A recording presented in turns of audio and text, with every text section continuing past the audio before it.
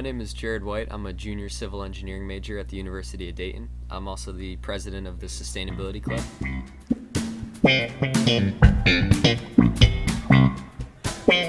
I first kind of started getting interested in the environment and actually gardening in particular my junior year of high school.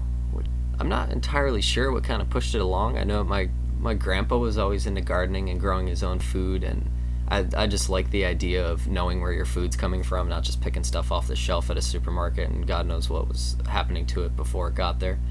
And I like the idea of kind of growing healthy food for my family and growing tomatoes and peppers right in the backyard. So I went and, against the wishes of my mom, dug up a big chunk of our backyard and established a garden there, and that was kind of the start of my sustainability advocacy. When I got to college, I knew I was interested in sustainability as a whole, and just kind of hit the ground running.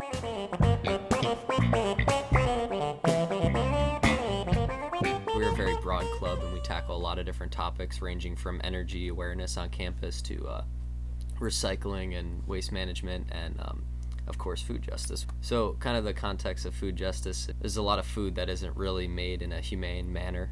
The Sustainability Club promotes a lot of organic and local foods because it's better for local farmers and local economies, and it's also better for our health. A couple things we've done to promote this in the past is, first of all, most of our potluck dinners or events, we normally try and have as much organic and local food as possible. We like supporting Dorothy Lane Market and 2nd Street Market in the area. Our main community service endeavor is called Feed Dayton, and what we basically do is we collaborate with a local organization called Feed Dayton, and we help garden and establish urban gardens. We grow the food, and it's meant for people who can't afford produce, and they are encouraged to come and pick the vegetables and fruit or whatever we're growing when it's ripe. A couple other things we've done this year, which we're really happy about because we've been talking about doing for many years, is we had a kind of a farmer's market, but not really. It was more of a fresh food sale. It was a local farmer that we were in contact with, and we purchased a decent amount of food and then sold it on campus. We sold it the first time we did it in Humanities Plaza, and the second time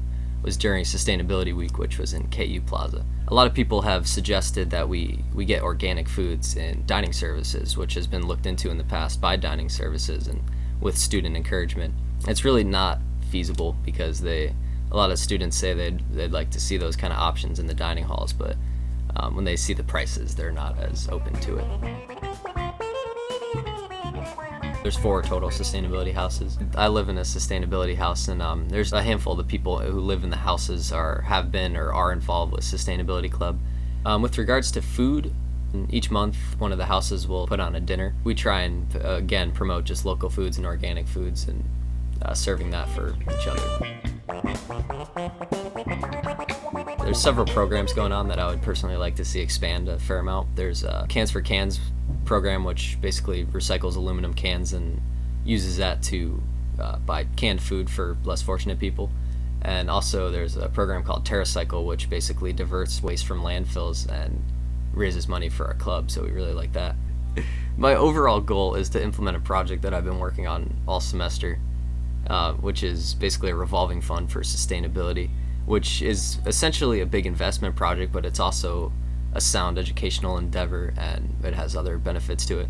But basically you take an initial investment and you invest it in specifically sustainability related projects. Now that's very broad, but particularly that has to do with energy projects. So you invest in energy efficiency upgrades, and the savings induced by those projects are tracked and then transferred into the fund. And now these returns are normally in the neighborhood of 30%. The rate of growth of these funds are very good in the past, and a lot of other universities have implemented this, and I think this is the next big step for UD in terms of sustainability. I'd like to see community gardens, honestly, because and I mentioned before that there's a big facilities concern with maintaining them, and who maintains them, and do they get paid, and et cetera, and there's just so many concerns that they have that they shoot down to us. But I really would like to see more food being grown on campus. I think that'd be really cool.